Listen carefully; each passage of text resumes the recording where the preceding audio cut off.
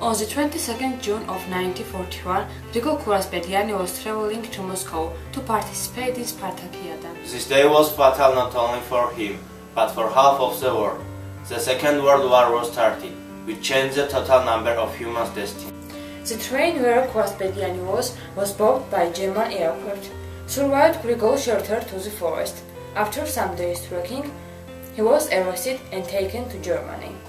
Began his hard lifestyle as German prisoners were living in camps. It was hard work, with minimal food, sanitary condition and poor health.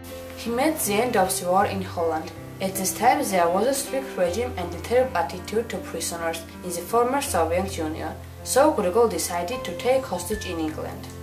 The next 5 years he lived in Germany, with remaining hostages and friends. Parallel he requested to Immigration Office of United States to settle in the region. In 1950, it was too difficult to get the right of living there.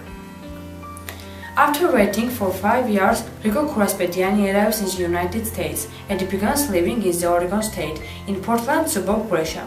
He starts working in hospital as a guard. Here, he starts completely different life. When he was tired from emotion, fear and disappointment, he met Mrs. Mary Rose. She was musical and was teaching music in Musical College of Portland. In 1952, Georgian-American family was started. It was an example of love, loyalty, friendship and respect. Mrs. Mary, in honor of his great love since marriage, bears her husband's surname. აღსანიშნავია, რომ ყველა შვილს ქართული სახელები ჰქვია. გრიგოლი, თამარი, დანიელი, ეთერი. ასევე შვილიშვილებსაც. We have just forgotten what was happening this time in Georgia. In Swaneti, Grigor's relatives saw that he was died in the war, and they were lighting candles for him. After Nikita Khrushchev came to the power in the former Soviet Union, Russian-American relationships became warmer. At this time, the famous violinist and conductor Salome Nadirashvili was on tour in USA, in Portland.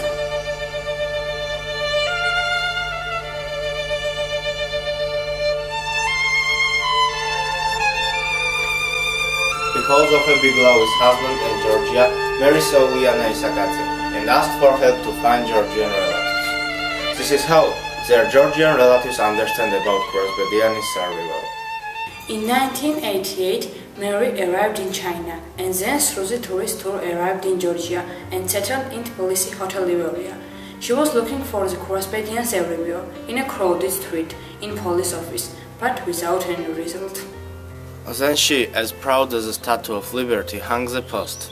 I am looking for Kurasbedians. Please, help me.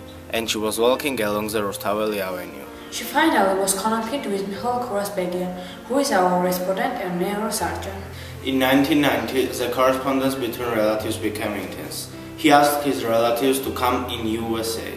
In 1990, Mikhail Kurasbediani and his cousins went to USA, where their old uncle was waiting. After a long trip, they first arrived in San Francisco and then in Portland. It was an exciting, painful and sad meeting. Grigol Kurasbediani was dressed in Georgian national dress joha and hat of swans.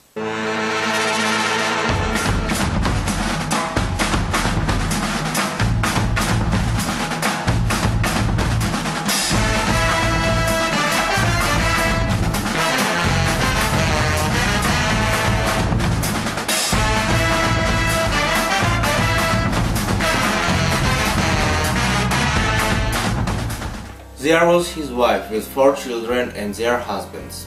So Georgian visitors were hosted by a large and beautiful Georgian family. In 2001, Grigol Kurasbediani died.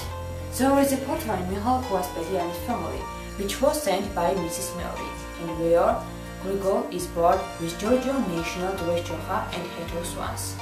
So ended the unknown history of Georgian-American family. But it's not over. Mrs. Mary is alive and happy with such good family and little children of Kurasbedians. They are many, and let God bless them for the good relationship between USA and Georgia.